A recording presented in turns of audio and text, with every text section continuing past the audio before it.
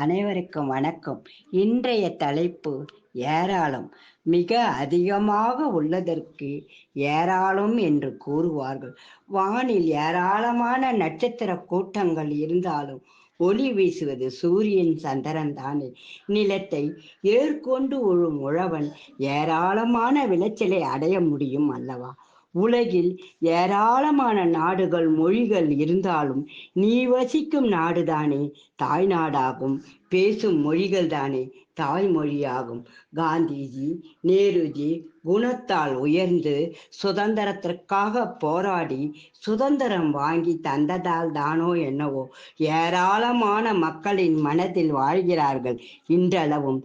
ஏராளமாக நீர் இருந்தாலும் கடல் நீரை தாகத்திற்கு ஒரு கையளவு குடிக்க முடியுமா?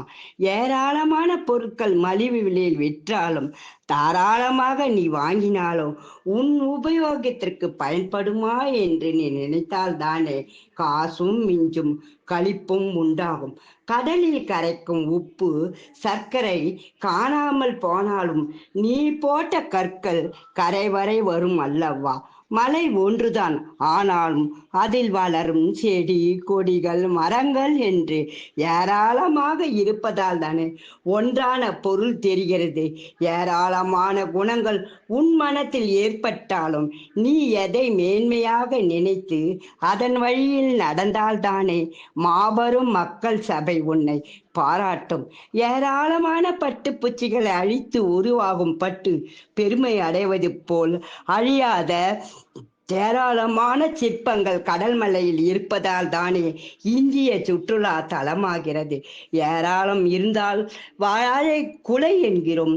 தனியே 10-12 காய் இருந்தால் சீப்பு என்கிறோம். ஒன்றானால் வாழைக்காய் என்று கூறும் நாம்.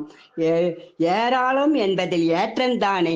ஏனில் ஏறுவது ஏற்றமாகும் போது எல்லோரும் கூடி மகிழ்ந்து ஒரு உறவுகளின் வலிமை தானே என் நிறைந்த ஏராளம் நிறைய என்ற மனதில் நிறைவு கூட்டங்களின் ஆரவாரம். இது ஒரு ஆனந்த ஜோதி அல்லவா? இப்படிக்கு ஆர் சாந்தா பார்த்திபன்.